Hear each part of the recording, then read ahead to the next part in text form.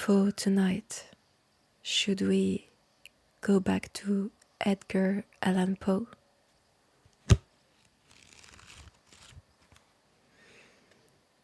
The Fall of the House of Usher, Part 1. It was a dark and soundless day near the end of a year, and clouds were hanging low in the heavens.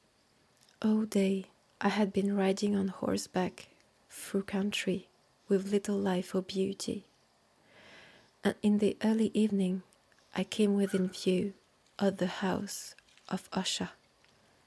I do not know how it was, but with my first sight of a building, a sense of heavy sadness filled my spirit. I looked at the scene before me, at the house itself, at the ground around it, at the cold stone walls of the building, at its empty eye-like windows, and at a few dead trees. I looked at this scene, I say, with a complete sadness of soul, which was no healthy, earthly feeling. There was a coldness, a sickening of the heart, in which I could discover nothing to lighten the weight I felt. What was it?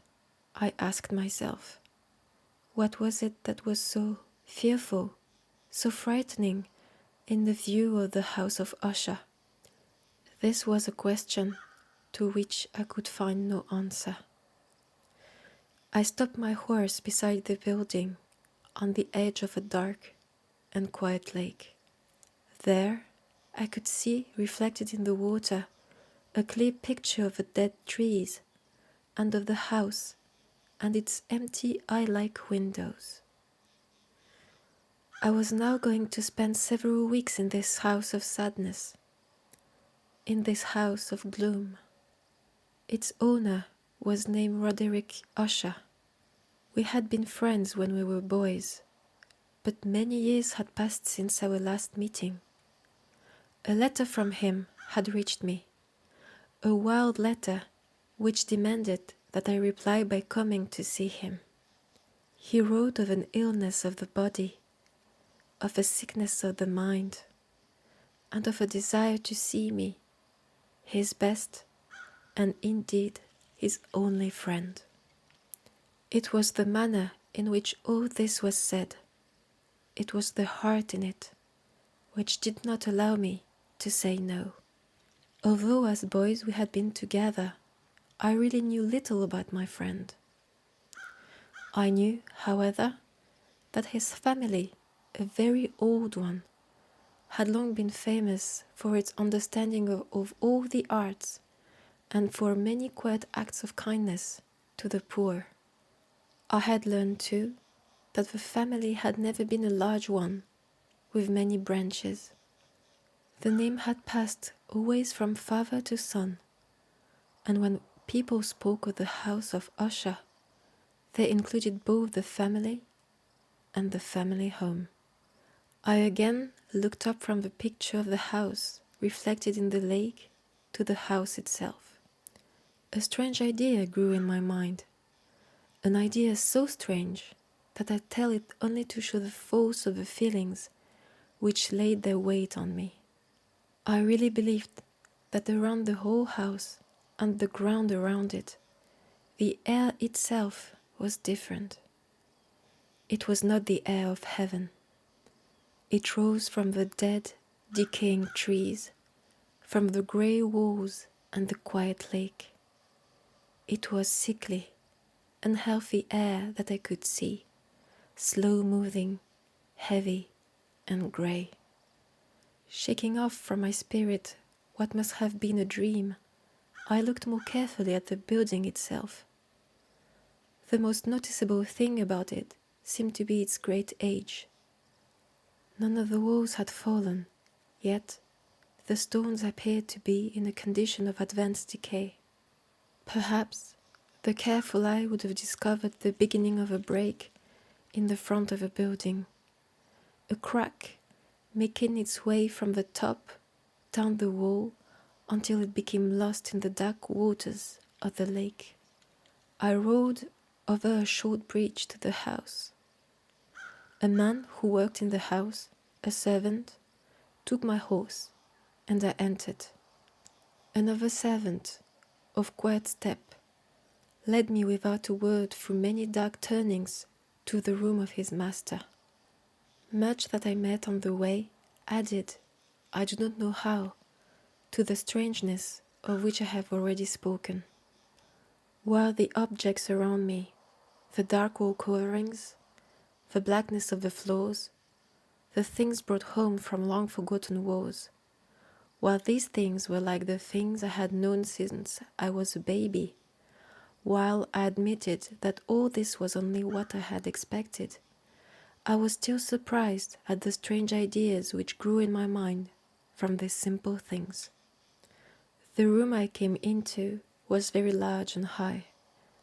The windows were high and pointed at the top, and so far above the black floor that they were quite out of reach.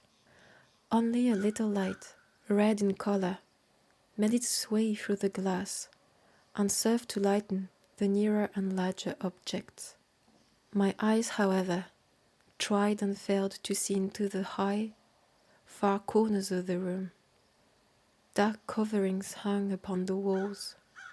The many chairs and tables had been used for a long, long time. Books lay around the room, but could give it no sense of life. I felt sadness hanging over everything. No escape from this deep, cold gloom seemed possible. As I entered the room, Usher stood up from where he had been lying and met me with a warmth which at first I could not believe was real. A look, however, at his face told me that every word he spoke was true. We sat down, and for some moments, while he said nothing, I looked at him with a feeling of sad surprise. Surely, no man had ever before changed as Roderick Usher had. Could this be the friend of my early years? It is true that his face had always been unusual. He had grey-white skin, eyes large and full of light, lips no bright in color, but of a beautiful shape, and a well-shaped nose, hair of great softness, a face that was not easy to forget. And now the increase in the strangeness of his face had caused so great a change that I almost did not know him. The horrible white of his skin and the strange light in his eyes surprised me and even made me afraid. His hair had been allowed to grow, and in its softness it did not fall around his face, but seemed to lie upon the air. I could not, even with an effort, see in my friends the appearance of a simple human being. In his manner, I saw at once, changes came and went, and I soon found that this resulted from his attempt to quiet a very great nervousness. I had indeed been prepared for nothing like this, partly by his letter, and partly by remembering him as a boy. His actions were first too quick, and then too quiet. Sometimes his voice, slow and trembling with fear, quickly changed to a strong, heavy, carefully paced, too perfectly controlled manner. It was in this manner that he spoke of the purpose of my visit, of his desire to see me, and of the deep delight and strength he expected me to give him.